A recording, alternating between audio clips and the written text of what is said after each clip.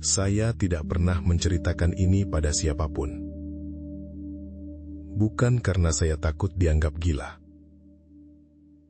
tapi karena saya tahu mereka masih di sana, melakukan hal yang sama setiap tahun. Dan mereka tahu saya melihatnya. Waktu itu saya baru pindah ke sebuah desa kecil di pinggiran Yogyakarta. Tepat saat malam 1 Suro. Orang-orang bilang itu malam yang sakral. Saya pikir cuma ritual biasa, seperti cuci keris atau doa bersama.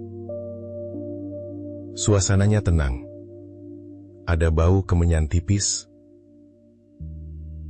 tapi yang paling tajam adalah bau tanah basah. Jam 11 malam, saya duduk di teras depan. Lampu jalan kuning redup dan berkedip. Saya melihat tetangga depan rumah saya, Pak Harto,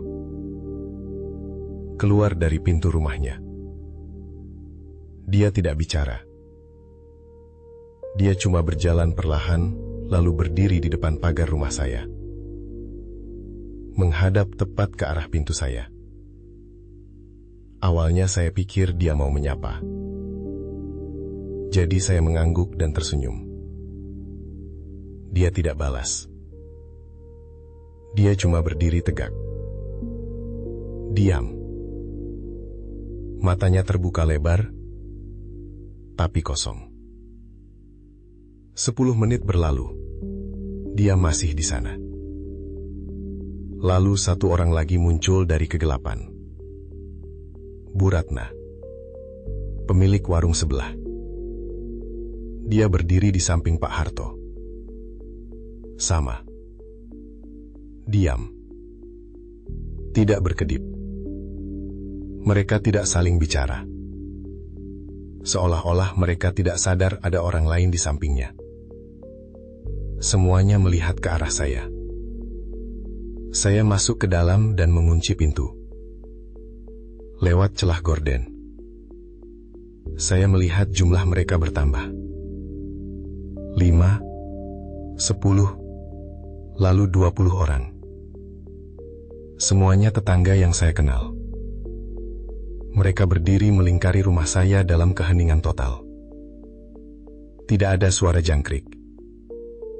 Tidak ada suara angin. Hanya suara napas mereka yang berat dan serempak di balik jendela.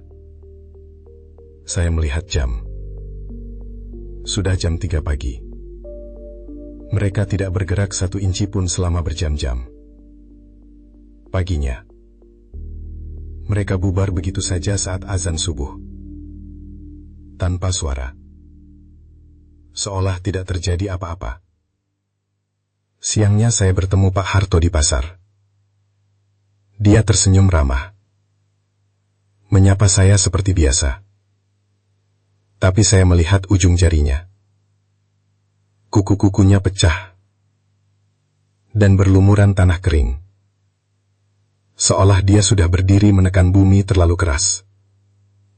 Sekarang, setiap malam 1 Suro, saya selalu mengunci diri di kamar mandi.